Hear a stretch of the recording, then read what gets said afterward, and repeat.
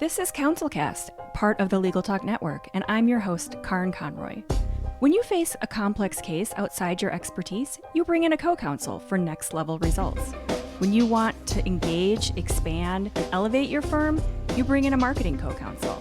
In this podcast, I bring in marketing experts who each answer one big question to help your firm achieve more. Here's today's guest. Hello, my name is Bennett Heyn, and I'm the CEO of Backlinker AI. Backlinker AI is a way to automate your outreach using AI. What we do is we use the power of AI to automate your reporter outreach and get more organic traffic and backlinks with no additional effort from your end. And so my name is Bennett. I am the owner of this, and I also work full-time at Adobe. And then I'm really interested in entrepreneurship.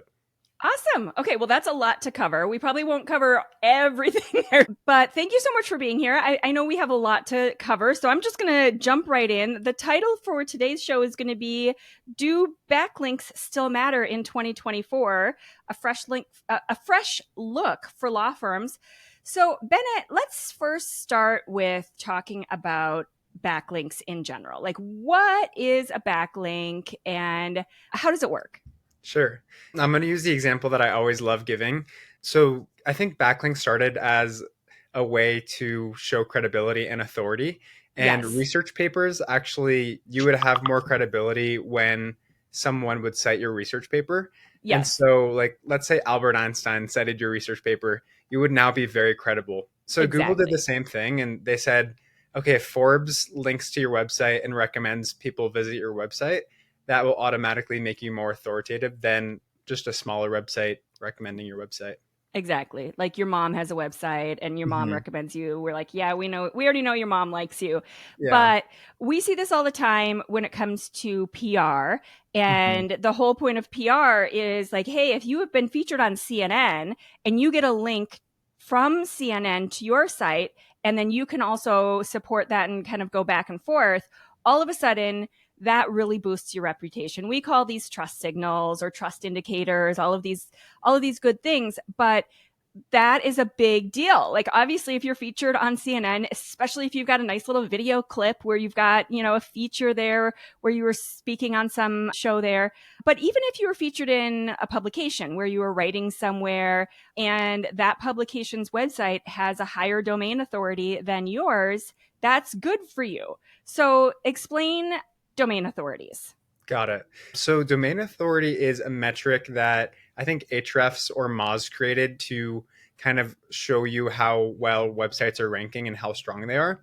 Yeah. So it's a scale from 0 to 100, and 100 is like the best. Like, think Facebook, Google, even Adobe is pretty high up there in the 90s. So a smaller mom and pop website might be like a DR20 or DR10. And when you're getting these backlinks from bigger like DR90 websites, that's really going to boost your authority and even push your domain authority score up. So like, if I had a website that was at a DR10 and then I got a backlink from Forbes and CNN, my domain authority might increase to like 30. Nice. And then, something like just that. Just from that one link, you've seen stuff jump that high? I've seen stuff jump pretty high just from these really high profile backlinks. Okay, so give me an example of something that could make your domain authority go down. Let's just say, for sake of argument, make things easy, that you're at a 50. Like, you've been around a while, you've done some things, and then all of a sudden you check and it has gone down for some reason. Yeah. So a couple things. One is if someone removes a backlink on their website. Oh, okay. Like, let's say that I scammed my way into getting a Forbes backlink, and then Forbes figured that out, and then they removed the backlink. That would lower my domain authority score. Okay. If you get hit by a Google penalty, that could also affect it. Like, if Google figures out that you were part of a private backlink network where you're like selling and buying backlinks and kind of gaming the system, then they're going to penalize you and take away some of your authority score. So most of what you're describing is what we call black hat. So you're doing super suspicious, questionable, not even questionable, but in a lot of times knowingly doing bad things. And I get these questions, you'd be surprised. I work only with lawyers and I get these kinds of questions all the time. Like, do you think I'll get caught if I do X, Y, Z? And it's like, if you're starting the question like that, why are you even thinking to to do this. Do you understand what's at risk? All of this money and effort and time and reputation that you've put into this website are potentially going to be damaged by doing something dumb. What are some other dumb things that people can do in terms of like damaging their rankings, damaging their domain authority, just backlinks in general? Because I feel like there's a lot of confusion around backlinks for one. And there's a lot of like scammy stuff around backlinks. So what are some other things, damaging, dumb things people can do specifically around backlinks? So on backlinks, one of the things that you might think is, oh, like Bennett already said higher domain authority is better. So I'm going to go on Fiverr or Upwork and buy one of those services that say, I will take your website from a DR0 to a DR50 in a week. And so basically what they do, they automate some sort of thing that sends you hundreds or millions of backlinks from poor sites, forums. You can tell a backlink is spammy if it's from somewhere that's like not relevant to you, like China or Russia. Yeah. And that's kind of also similar, like the authority part that Google was talking about before. If my mom was recommending someone else to like visit my site, that would make sense. Yeah. If someone overseas in China that I've never met recommended to visit my website, that's kind of like a red flag. Like, yes, how is Bennett's website that's in the legal niche related to this casino website in China? Like, that doesn't make sense. We're going to penalize that. Right. Okay, and then that's penalizing, typically is hitting the domain authority, or does it also hit just overall ranking? Yeah, I think it's actually going to damage both, like overall traffic and ranking, those two. Okay, so man, there's so many different things we could talk about. Let's go back. You mentioned one red flag a minute ago. Like, this doesn't really make any sense. Like, just logically, not to mention, Google's having robots look at your site, not, logical humans typically. But what are some other red flags that you typically can see in terms of backlinks that once again, we're just kind of in the dumb category. Like, what? It doesn't make any sense, but I still get these questions all the time. Like, do you think this is a good idea? And it's like, really, if you have to ask. Yeah. So some indicators, one is called spam score. Like, I think SEMrush, if you put in a backlink, it'll tell you their spam score of the overall website. Okay. And so you definitely don't want to go with a website that's like, let's say over a 10% spam score.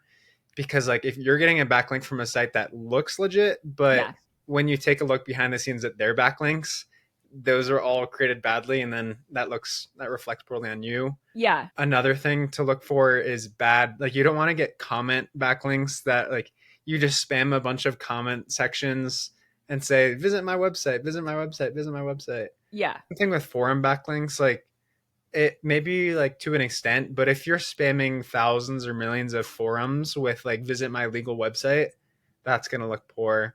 Yeah. So honestly, I feel like one of the short version answers of a lot of what you're saying is that, and in my experience, the quality backlinks take time.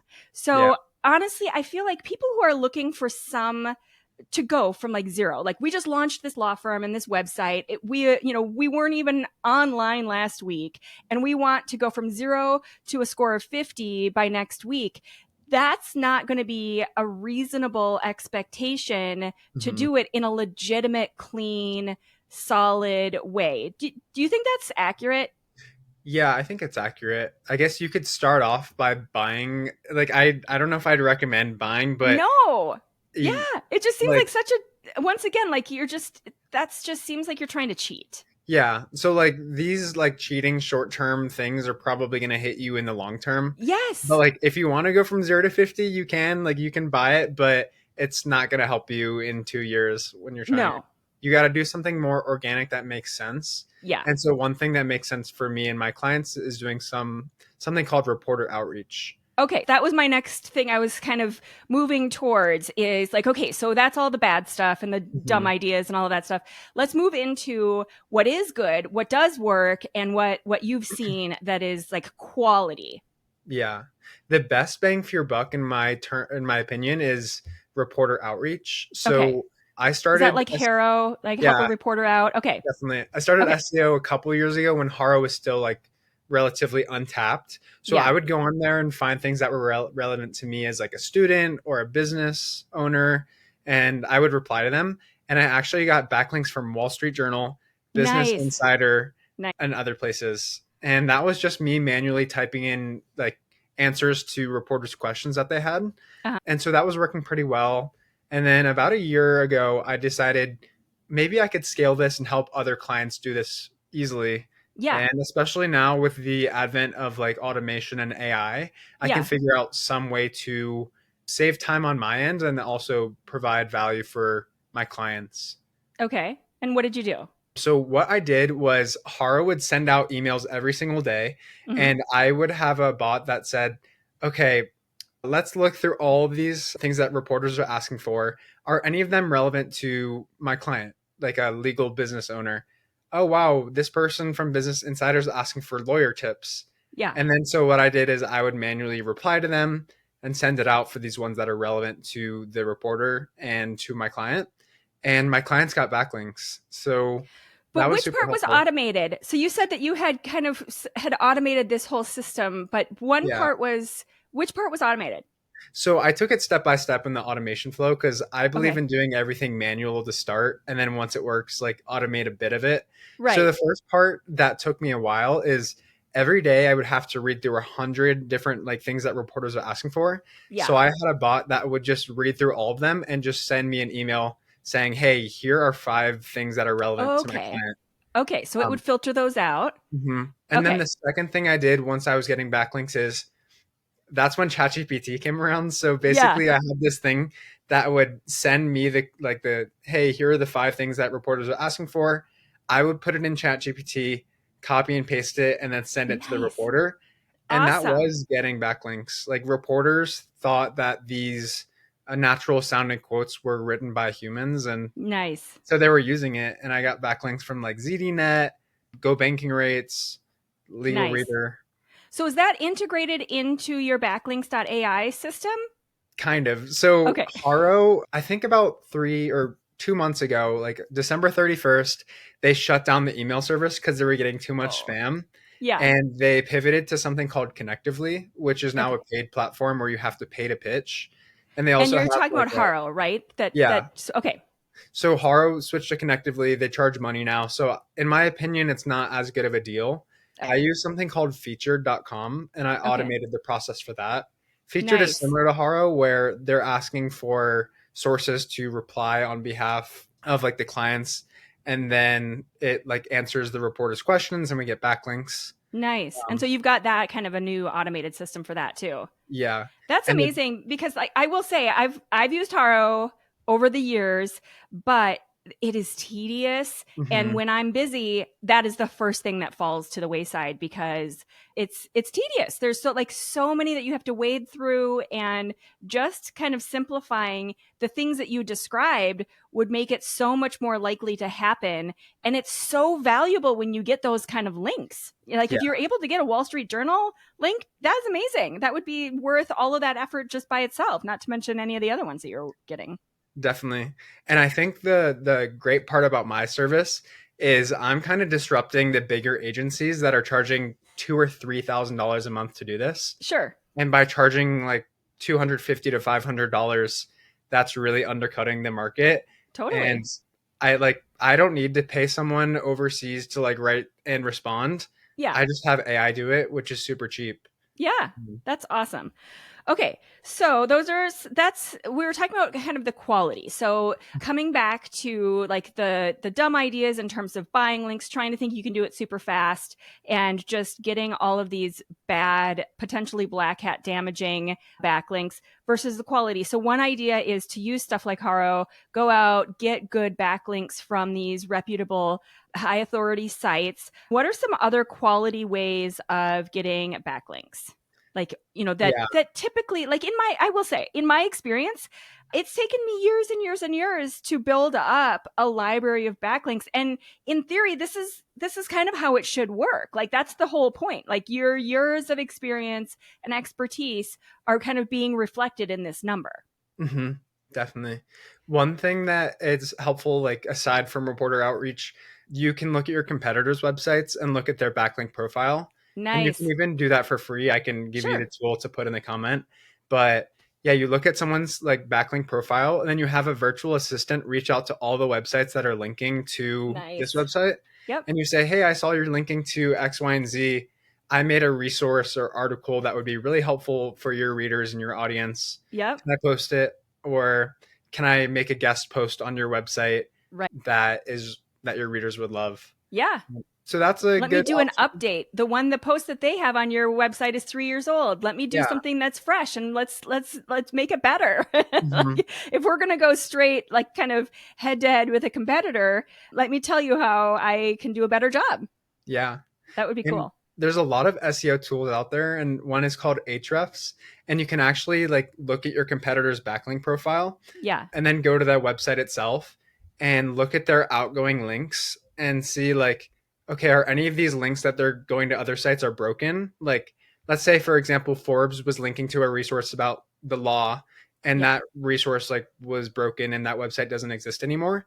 You could basically make the same resource and then pitch Forbes and say, hey, I have an updated copy of what you were linking to, and your link is broken. Can you just link to me instead? Nice. That Yeah. is so smart, because you are coming in and like coming in from a really different perspective and pitching in Mhm. a unique way to say, "Hey, I noticed there's a problem. Let me help you fix it." Not Yeah. just like, "Hey, because Hey, I Forbes is getting millions of pitches every day to, be featured on their site. So Mhm. that's an interesting way of doing it.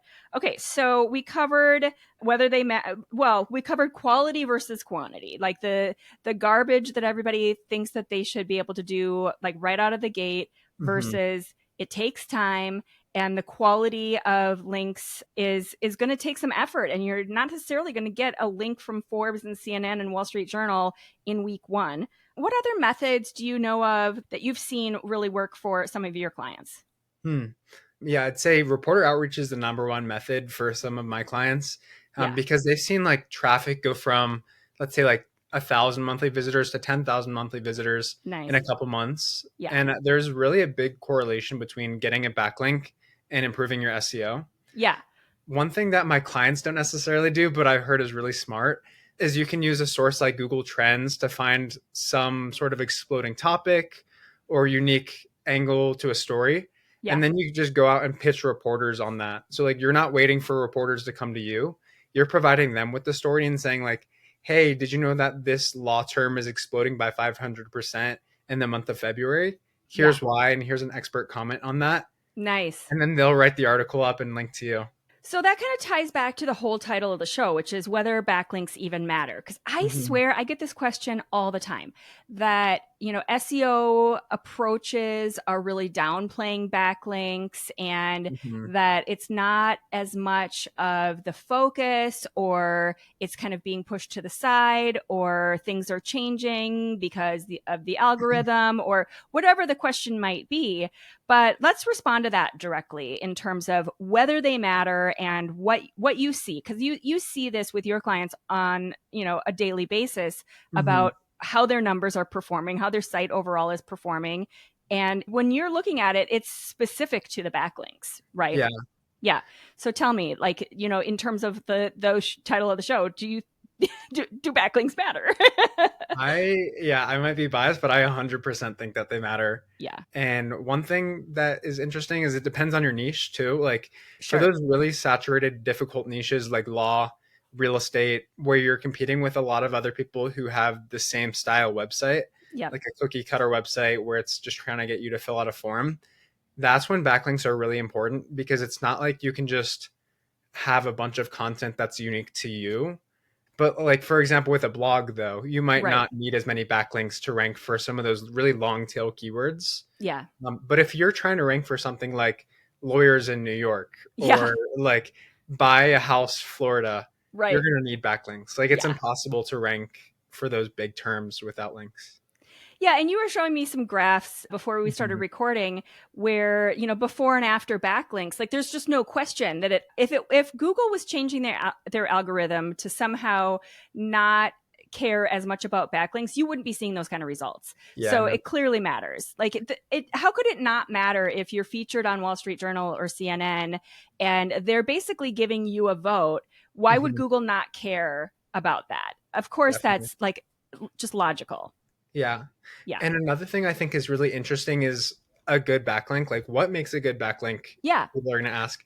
One thing is authority. So, like, if you're getting a DR90 backlink from Wall Street Journal, that's great. But if you don't have that backlink, it's okay. If you have backlinks from things that are like really in your niche, like you have a lot of, let's say, DR40 lawyer backlinks. Yeah. That could honestly help you just as much as one main Wall Street Journal backlink. I've always heard that the domain authority should at least be as high as your own. Is that true? So even, let's say your domain authority is 35, you probably don't want to accept a link or really go after links that are lower than wherever you are. I'd think, don't prioritize going after those links. Yeah. But if you get those links, it's not necessarily going to hurt you unless they're spammy sites. Sure. Because there are good websites that have like a, let's say, DR20 or DR30, like authority score. Yeah. Yeah. But just don't prioritize them. But if you get them, it's not going to hurt you necessarily. Yeah, exactly. Awesome. All right. So it is time for the Thought Leaders Library. Remember, our website has a curated collection of top book picks from our guests. So what's the one book that you believe every lawyer should have on their bookshelf? I think How to Win Friends and Influence People is really important. It's such a classic. Yeah. Why do you love that book? Well, one thing I like is that they advocate for building like authentic relationships with people. Yeah, that totally relates to everything we've been talking about. Yeah. Yeah. I mean, at the end of the day, you're being the audience, and whether it's a good idea to try to build a relationship with these sites that you can just look at and see are spammy versus should I try to seek out, guest post on CNN? Yeah, that's kind of a no-brainer, And it takes relationship building skills to do that. Exactly. You have to have a reputation. You have to know how to talk. CNN's not going to just have people on that, don't know how to communicate. Yeah. What are some of the best takeaways that you got from How to Win Friends and Influence People? I think one, providing value, understanding others people's interests and making that feel important. Yeah. And winning people over to your way of thinking. Yeah.